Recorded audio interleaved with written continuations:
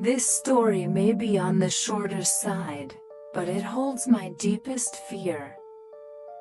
To be precise, it holds my deepest land-dwelling fear. Luckily, being landlocked keeps me safe from orcas. When I was 5 years old, I watched Cardcaptor Sakura. The image of a girl being chased by a giant praying mantis stuck so firmly in my mind that it sparked a lifelong phobia. From what I've seen and heard since, that fear is anything but irrational.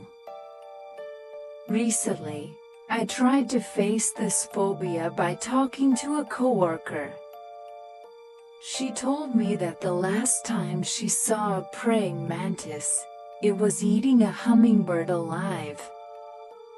Obviously, that didn't help. But on to my own experience. It was a bright summer day in Appalachia that turned into a nightmare when I found a praying mantis the size of my forearm in my bedroom. Because of her sheer size, my instinct saw her less as a bug and more as a creature I could perhaps keep as a pet. I saw this as a chance to finally face my fears. I soon learned, however, that she had very different plans. I approached her with an ice cream container, holes punched in the lid for air.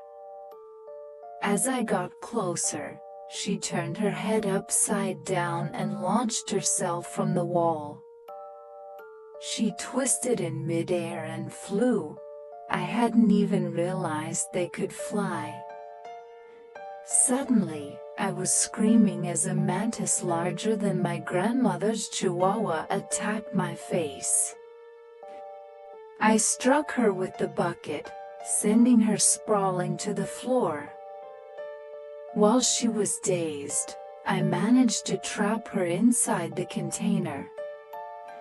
After some trial and error, she took up residence on a shelf next to the living room staircase.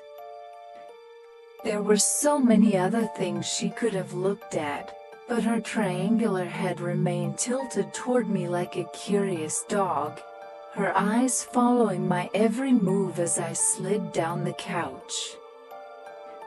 There were so many other things she could have looked at, but her triangular head remained tilted toward me like a curious dog, her eyes following my every move as I slid down the couch. I was never happier than when my mother told me we had somewhere to go. However, being away from the house didn't bring the peace I'd hoped for. I knew she was there, waiting. I begged my dad to take her outside, but he dismissed my fears, saying I was old enough to handle a bug myself and insisting there was no way she was as big as I claimed.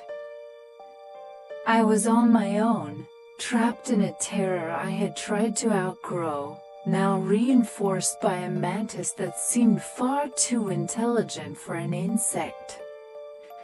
I waited in dread until we returned home. The sight that greeted me made me scream so loud that my father finally stepped in, though only to toss the entire container into the garbage. She had died. But more than that, she had literally exploded into a writhing mass of horsehair worms. She had been fully parasitized. The ice cream bucket looked as though a heap of black, living spaghetti was trying to crawl free of it. It's safe to say I never got over my fear of praying mantises. And I truly hope to never see one that large ever again.